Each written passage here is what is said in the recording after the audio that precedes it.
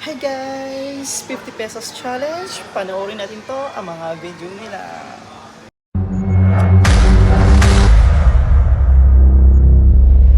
May extra challenge naman kita. And as followers, supporters ni Lods Arwin, i-accept na to ang iyang challenge.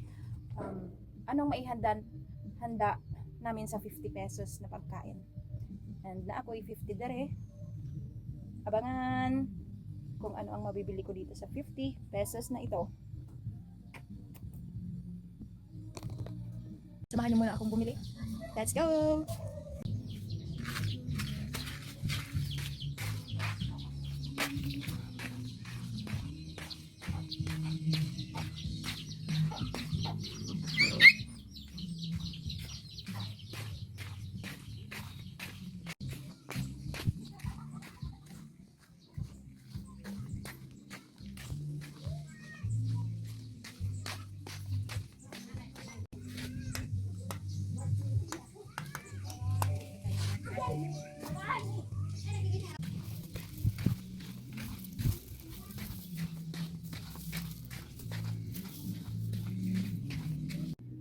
Okay, sa halagang 50 pesos, ang nabili ko ay dalawang itlog, and then 10 each na sila. Tapos, aring Carne Norte, ano lang na siya, 20 pesos, and Magic Sarap, 5 pesos, kag cooking oil, 5 pesos only. Magluto na ta guys. Okay, ari ang aton nga itlog. And then, butngan ta asin. Gamay lang nga asin guys. Malinis na yung kamay ko. Naghugas na ako kanina. And then, Magic Sarap.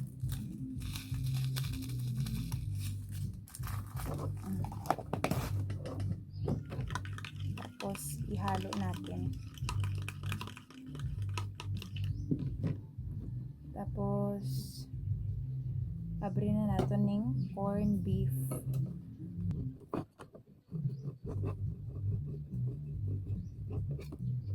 Nabukas na natin siya. Okay, mag-umpisa na tayo magluto. I-on na ito ng aton na butane.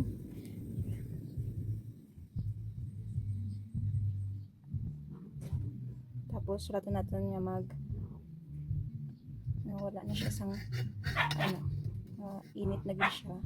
Kag ibutang natin ng aton nga mantika.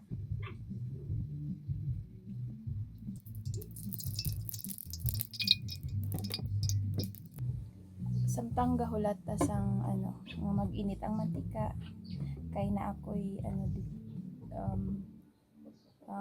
Bombay, i-ano na lang natin. I-slice na natin. Kag bawang. I-slice natin sa maliit na slice.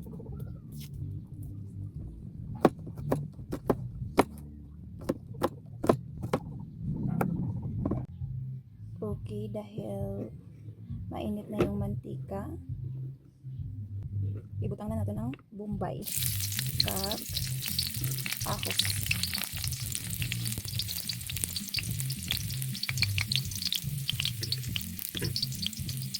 Ihalo muna natin siya hanggang sa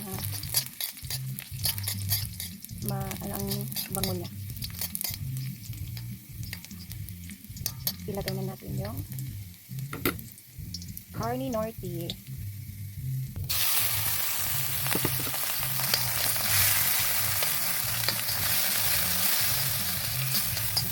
One of favorites akong mga bata.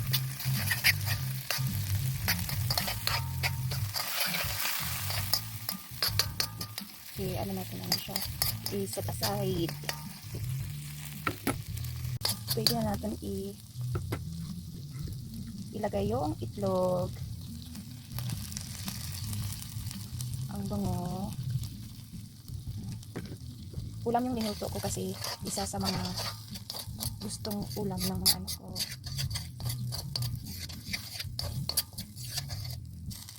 Hintayin muna natin maluto yung itlog. Pan muna natin para maluto yung ano. Madaling lang lutuin to guys. Is maluto lang yung itlog, okay na. Okay, buksan na natin.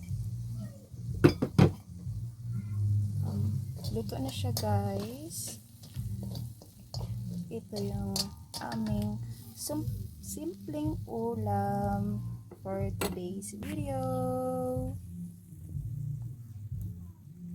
Hanguin na natin. Okay, tapos na yung pagluluto natin. So ngayon is, hahanguin na natin yung ulam. Ang bango. Gusto ko nang kumain. Ang kagandahan dito sa ano namin, sa kawali, hindi siya mainit. Kahoy kasi yung handle niya. Ito na yung ulam namin. Sa halagang 50 pesos. Ito yung ulam na maihahanda ko. Thank you for watching!